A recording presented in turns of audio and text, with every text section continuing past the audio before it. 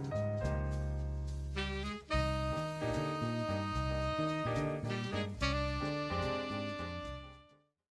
everybody. It is me, Briskatuzi, and today we're here talking about That Time I Got Reincarnated as a Slime, episode 5. Okay, so in this episode, we went back to the elf bar where Ramiro was having a party with the dwarfs because he helped them complete the 20 longswords for the Minister Vesta. And I thought that scene was pretty funny. How he's just like having just like the best time with groups of girls because that was his dying wish when he died before he got reincarnated.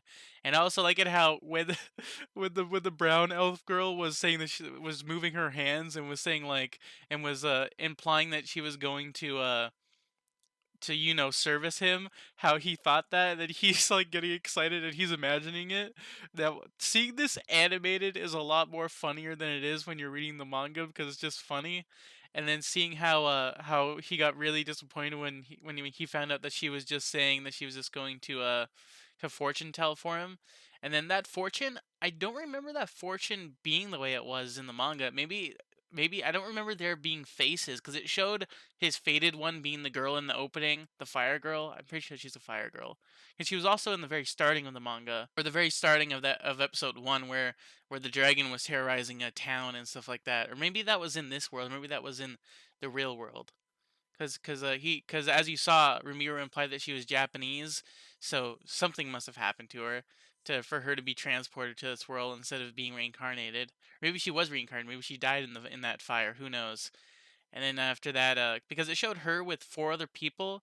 Now, those people look sort of similar. When I first saw the kids with her, I thought in like that preposition, I thought that they were the demon lords, or like you saw like people in like in the opening song, you saw people in like garb and stuff like that, and you saw like very groups of people. The only thing that I know from the manga is that there's demons in this world, so they looked like. Is that a spoiler? That might be a spoiler. I'll just put a spoiler warning because I have no idea what I'm talking about. I have no idea if those people haven't been introduced yet or if they are the people I'm talking about. Or maybe they're just the underlings like the girl, like the flame girl is. Is it a spoiler saying that she's a flame girl? I don't know what I'm talking about anymore. So then after that, the Minister Vesta came to Ramiro and the dwarf's party and was causing trouble. I think that in the manga, when when Vesta got punched out by the dwarf, I'm pretty sure that he flew out of the building and went outside. But in this, he's still in the building. I might need to go check because I thought that punch actually was like a lot stronger than it was in the anime. So then Vesta got very surprised, saying how they're having a party instead of working on the swords, and then pours beer on Ramiro, and then the voice in Ramiro's head, the great sage, analyzes the beer for him, even though that Ramiro didn't even ask it. I guess it did like analyze things even without Ramiro wanting it to happen, but then it just happens anyways because the voice either answers to him or doesn't answer to him at all. It just works randomly. And then after that, when the beer got dumped on Ramiro, Ramiro was just like, "Okay, I'll forgive it because this person is a government." But then, the dwarf guy just punched him out. What's his name again? Kaijin. His name is Kaijin. Kaijin. Kaijin the dwarf. That took me like a few seconds to remember. So then he punches out the minister. I like how funny how when it showed like Kaijin being okay with being arrested, you just see the minister on the floor just knocked out. I laughed so hard when they showed him on the ground because he's just like blacked out, like censored a little bit. He's just on the ground, just passed out. That was pretty funny. And then after that, we learned more about the minister, learning that he's just like a troubled guy in the government, just trying to look up to the king, trying to make him proud when they were in the jail cell. Uh, I think I know what happens in like the rest of this episode because I only reviewed the first 10 minutes, so I think I know what happens in the rest of this episode. I think, or maybe not. But yeah, I'll be back in a few seconds to review the rest of this. Really, wow. That ending song. They have a proper ending song. Don't know if that's going to stay because for the past 4 episodes we had the whole entire like slime hopping around in a still frame of certain background sceneries, but now we have a full actually animated ending song, and that is like just foreshadowing spoiler territory, the ending song. Like you would think that the opening song has like all of those spoilers. The ending song has is just telling you the story the ending song. Like, it's just telling you the story in a different way. The ending song, just wow. Even the part when they showed Shizu, the girl from the first episode, with her with the kids. I still want to know who those kids are because I have absolutely no idea who those kids are because I'm like all the way at volume 6 of the manga. No idea who those kids are whatsoever unless they're like unless they were the people that I saw during volume 6, then I have absolutely no idea who those people are. But that ending song was really good. Like that ending song was like really good. After the midpoint that I was at, I didn't actually stop at the midpoint. I stopped a little bit early. But then we saw that Gopta finally woke up in the jail cell, and he was just like, "What?" And then Remy was just like, "You should just stay up there. I don't want you to go to the trial." And he's just like, "What?" Then he just uses his webbing to shut up his mouth as he's struggling. Like, could you imagine if he accidentally covered his nose too? He would have died. But I wonder what he meant by like. I actually forgot what he meant by use your partner. Like, how does that even work? I forgot how the wolves even work in this world because I know that they were companions, but what exactly can they do? Like, is the wolf gonna like rush into the kingdom and then break him out? Maybe he's like I don't really remember that well. But then after that, we went to the trial.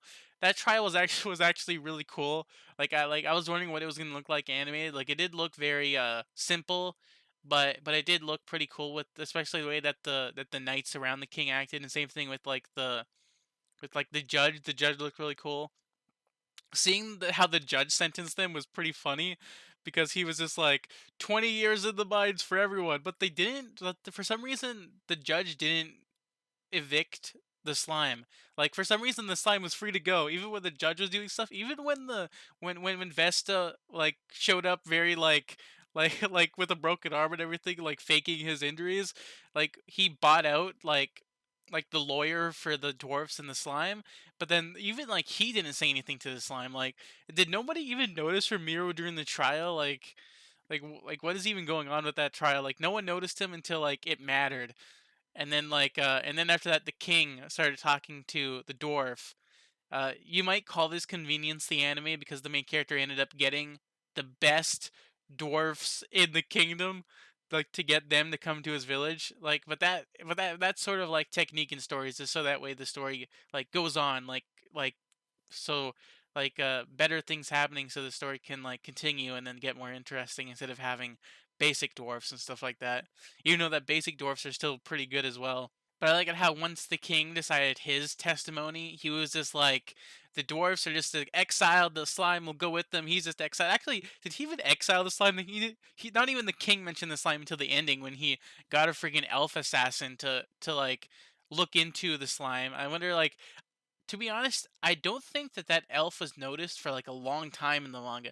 I don't think that's a spoiler, but it's just like that elf assassin, because she did have long ears. She didn't get noticed like at all for like a long time. Like just saying, like that's like a minor spoiler, but she doesn't get noticed for a long time. She's pretty good at her job. So then after they were exiled, the king just we found out that apparently the slime, or maybe the dwarfs, talked to the king about the slime and his like potions and stuff like that. So then the king just like talks to Vesta, and apparently we found out that the lawyer that Vesta like bought out, apparently he's getting severely punished in a jail cell. That guy's probably just like that guy's probably sad as hell.